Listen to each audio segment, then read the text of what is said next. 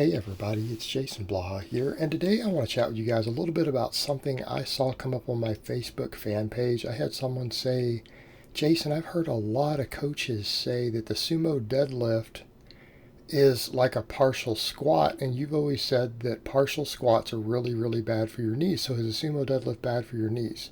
I want you guys to stop and watch my knees for a minute on the sumo deadlift. And people don't really think through things like this. The problem we have is that I've explained in very vast detail in the past why half squats and quarter squats and squats that stop 4 inches short of parallel, I call that a half squat, why they're bad for your knees. And I want you to look specifically at my knees, okay, on these sumo deadlifts. My knees are completely, not only behind my toes, they're behind my midfoot. And there's no eccentric rep. All right? There's very, very little shear on the knee. This is really easy on the knees. So let's come over to the point. Why is a half squat bad for your knees?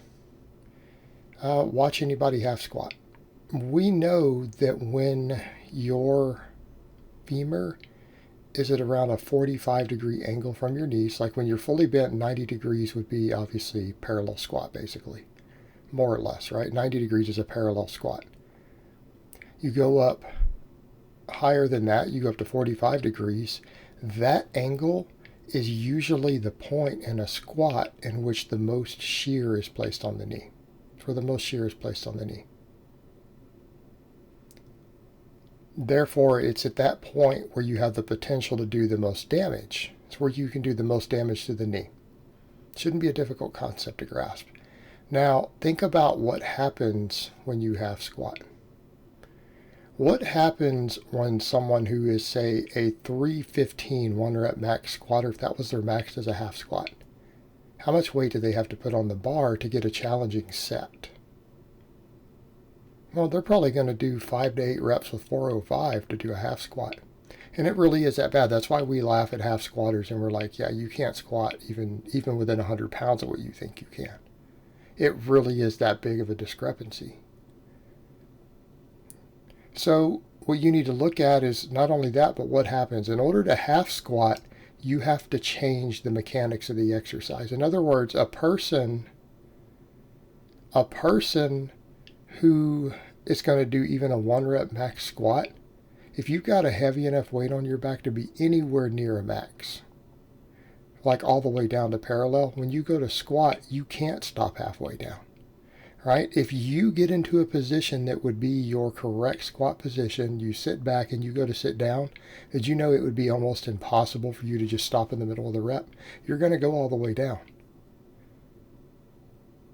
because you only have eccentric control, not the ability to stop the rep through the correct bar path. In order to stop the rep, the half squatter has to shift their hips and their knees forward in order to slow the weight down. Okay? In order to eccentrically slow the weight, particularly a weight that they're doing for a half squat, because let's go back to the point, a 300, 320 pound squatter is going to need over 400 pounds on the bar to get a challenging set on a half squat, because you're so much stronger with a half rep. You're not stronger, it's just it really is that much easier. So for him to even be able to control the eccentric, he has to shift everything way forward. And if you watch when anybody performs a half squat, what happens? As they start to approach that 45-degree angle of their thigh, of their femur, the knee slides all the way forward at the point where you have the most shear stress on the knee. Not only that, they now have a weight on the bar for multiple reps that exceeds their 1 rep max. So normally, even on a squat at that point, if you're a 315 squatter, the most you're ever going to have on that point, even with your knees back, is going to be 315. Well, now you've got 100 pounds more than that on there for multiple reps, and then you're sliding the knee further forward, putting more shear on your knee. So what ends up happening? We put shear forces on our knee with a half squat that is easily on that eccentric rep when we go to try to stop it. We're putting a weight on there that is easily 5 to 10 times the amount of shear stress we would ever put on our knee during a normal, even 1 rep max squat. Okay. Now watch the sumo deadlift. I'm right there at that same angle. My knee is actually not even mid-foot. It's all the way back.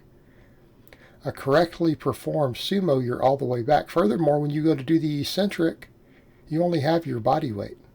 Okay, look at that same point on a half squat that you're thinking of. There's only your body weight there. There's no weight on the bar. You don't have the eccentric rep putting shear. When you go to pull, the knee is all the way back. The knee's all the way back, and then if you go to set it down, you're not squatting it back down. You're hip hinging it to turn it loose and put it back on the ground. We're not dealing with any of the same forces. Right? We're not loading that knee joint and using the knees and the quads to try to stop the weight halfway down. In fact, when you get to that point, usually once you're hip hinging it back down, you're not squatting it back down. The floor's there to catch it. You don't have to use your knees as a brake to stop the weight from coming down. The floor stops it. So that's the thing that I don't get sometimes. People ask questions like that. And of course, we say there's no such thing as a stupid question, and I agree.